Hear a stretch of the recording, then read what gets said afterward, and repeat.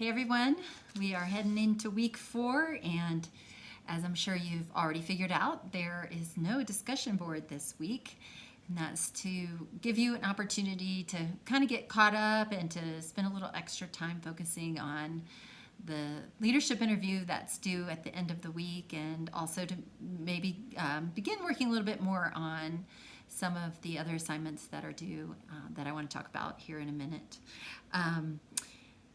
There is reading this week, so be sure to take a look at that, and you'll be thinking about these concepts in the weeks to come, so you'll definitely want to read that as you're able to. I just wanted to spend a couple of minutes talking about the course objectives that I think it's good kind of halfway or close to halfway through to see where we've been and where we're headed. And so I just want to take a moment to go over those. So our first objective has been to describe the process by which gender is socially constructed. So we spent really almost most of week 1 reading about that and talking about that, and hopefully you're continuing to think about what does that mean for you personally, as well as for in your workplace, and how do we think about gender in the context that we're in. And the second thing is to evaluate the impact of gender discrimination on equity in leadership. And actually that'll be next week, week 5, that'll be really the main focus of what we're going to be talking about. And then analyze interpersonal, organizational, cultural, and historical factors that have influenced the current state of women's leadership in the world.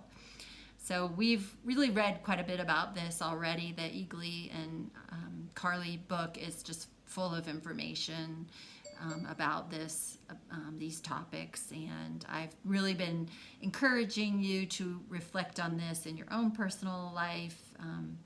If you'll notice, a lot of my questions on the discussion board are prompting you to connect what we're reading with what your personal experience is, because I think that's really important and gives a greater level of understanding when we can make a connection to what we know, and then allows us to kind of expand into what we don't know. So, which is the beauty of the interdisciplinary process, where we're learning from each other and the different fields. Then number 4 is critically reflect on how gender operates in your own leadership practice. So again, we've been doing this all along, and you'll have even more opportunities to do that when you are working on your annotated bibliography as well as on your portfolio. And then finally, to construct a leadership portfolio that will articulate the connection between the concepts we discuss and your leadership philosophy.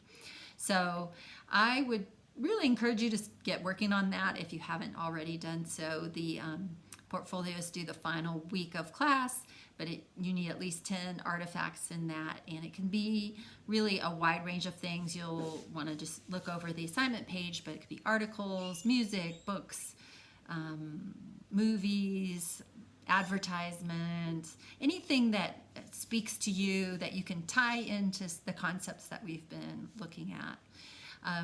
For example, if I were doing a portfolio, I might include an article I read last week that was in The Atlantic, and it was called The Secret Power of Menopause. And the article was really a look at 3 new books that are coming out or that have come out that are about the topic of women in menopause, and talk some about like the power that women have once they hit that time of life, and how many of the presidential candidates that are running in 2020 are women that fit that description of menopausal women. And they talk in the article about hunter-gatherer societies in which the people who were most able to gather the most food were the grandmothers of the group, and the strength that provided. So the article just gave me a lot of things to think about, and I found that it was helpful, so I might include something like that in a leadership portfolio.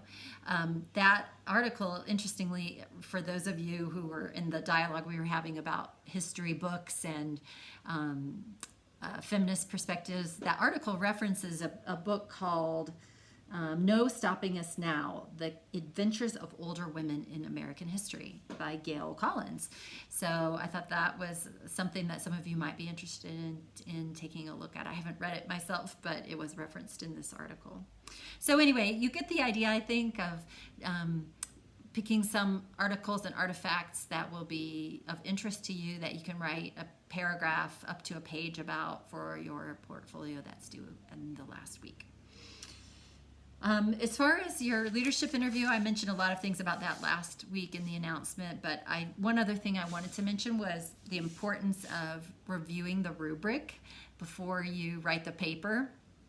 I always recommend this for any assignment that you're doing in the program, and you'll want to make sure you connect what you hear and think and consider from the interview with the literature that we're talking about. So it's not just a report of what the person said, but I want you to reflect on how that compares and contrasts with what we've been reading about in this class. Feel free to incorporate literature from other classes as well. So I really want to see evidence of you thinking critically about this topic and connecting it with the things that we've been reading about.